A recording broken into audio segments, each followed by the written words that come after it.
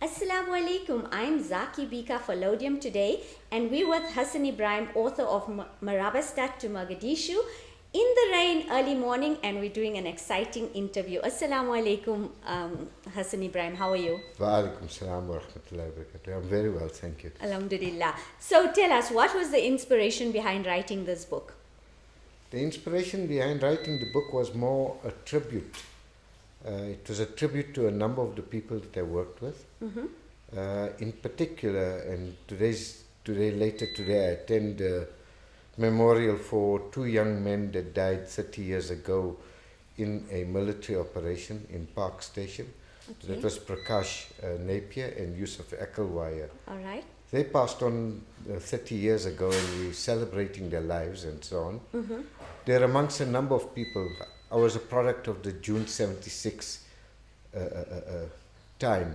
Okay. I was a young adult then, and in my life over the last 40 years, I've had the opportunity of working with really dramatic and fantastic people, real leaders who made the defining moments of this country come true. Okay. And so the inspiration for the book was to pay tribute, using the 30th anniversary of Prakash and Yusuf's passing. Yes. To pay tribute to the number of people that I've been working with. So that's really where the inspiration comes from. It's paying respect to the great people that I got to know along the way. Alhamdulillah. I like how you say that you're attending the memorial to celebrate their life. Absolutely.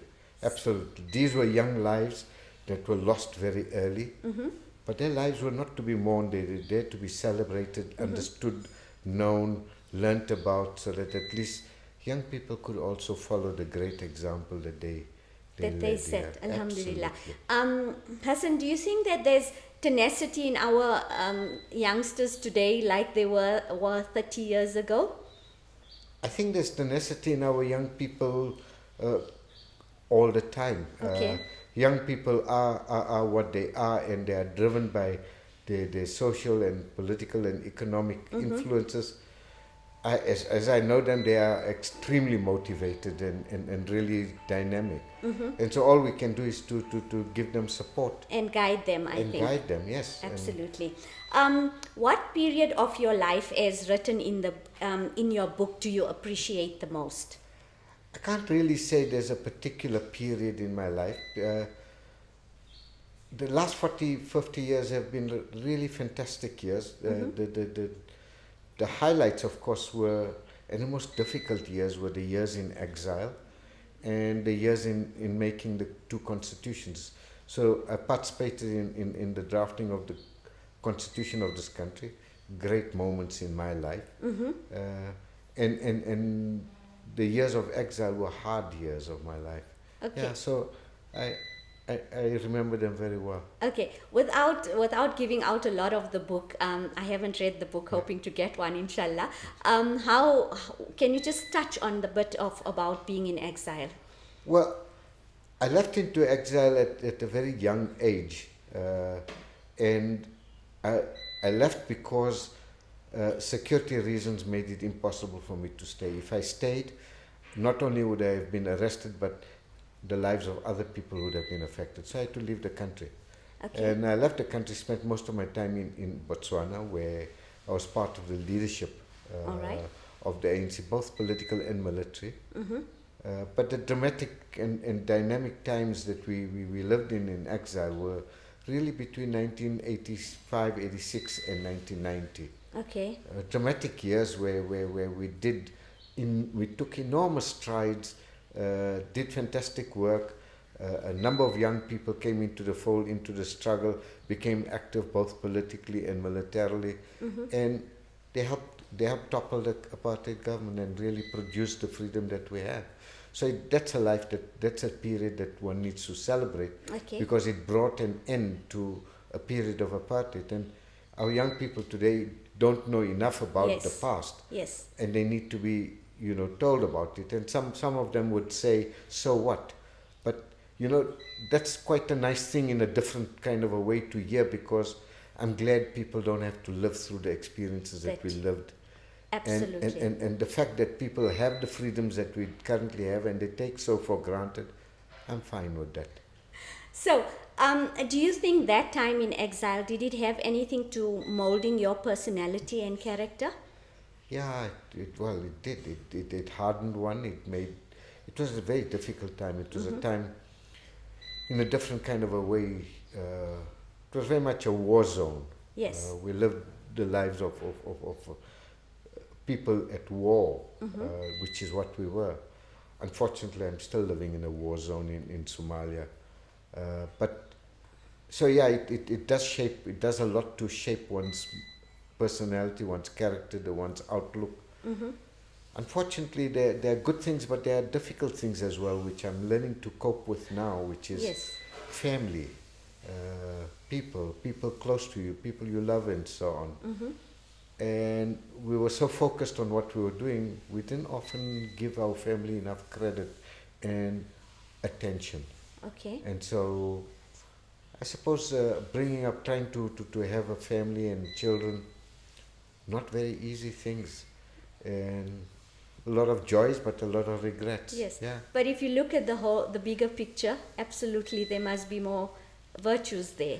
Absolutely, not only virtues. I'm proud of the fact that we were part of that effort that brought about the freedom, and we really did work hard. We were out there sacrificing our lives every day.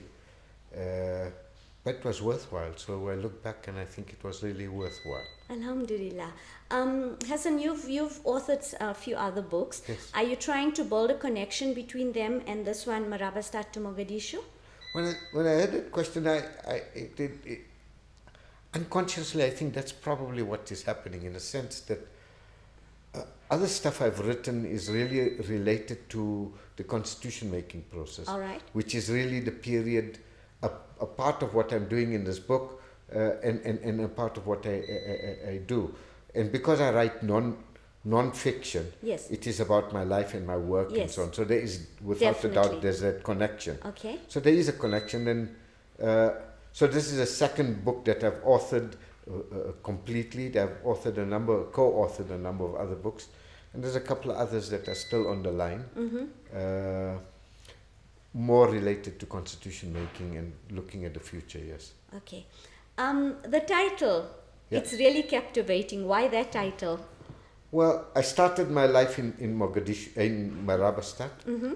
Marabastad is what brought my grounding, my youth, shaped my character, my culture, my heritage. It was everything for me. Yes.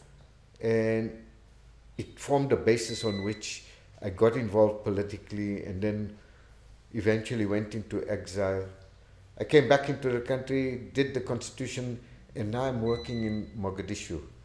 And hopefully it will be sort of more the end of my working life. But I started in war and I'm ending in war, unfortunately. But there are good things about it as well, and things to treasure as well, and to respect. But Mogadishu is it's a logical path of my career and my working life. Okay. So, Hassan, do you think, or when did you realize that there's power in writing? It's taken me a while,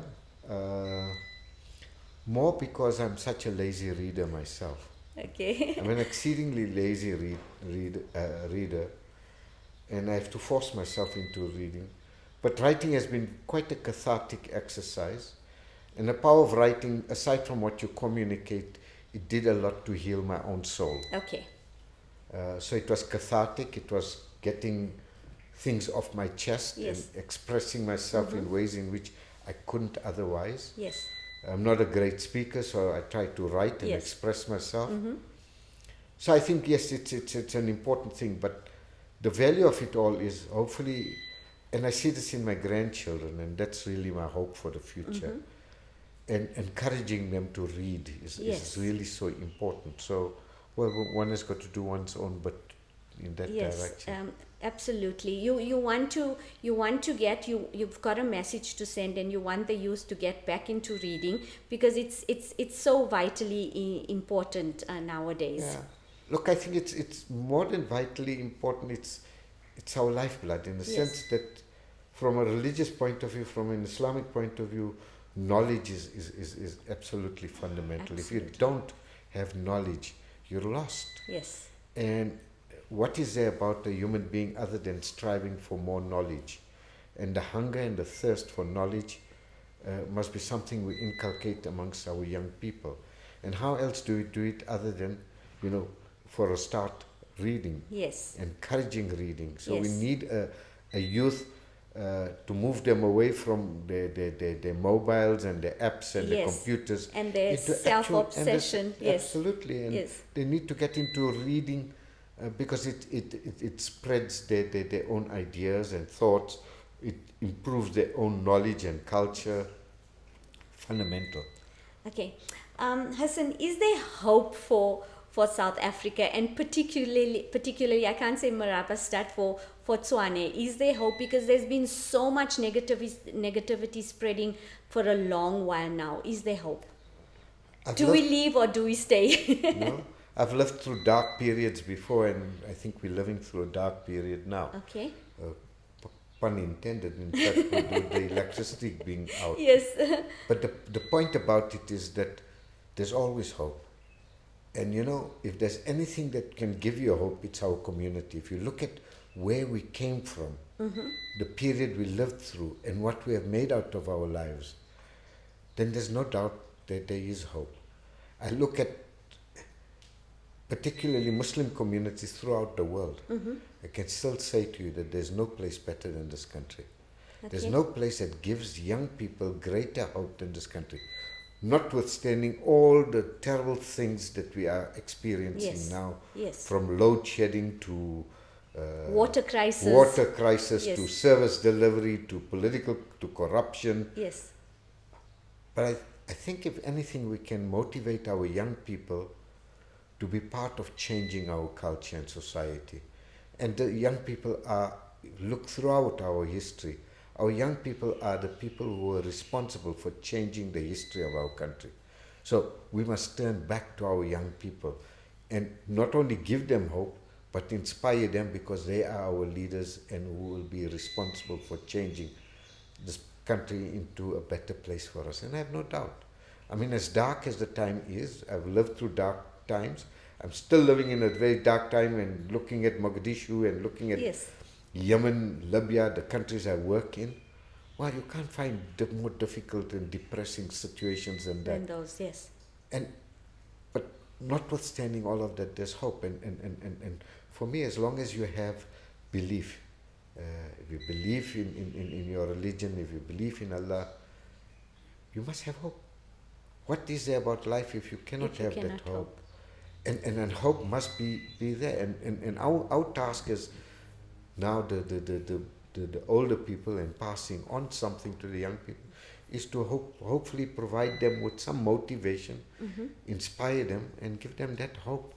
That's the best we can pass on. Absolutely. So Hassan, tomorrow is the book launch. Tell us quickly about that. Well, the book launch is a culmination of a long period and exercise. It's taken a longer time than I thought it would.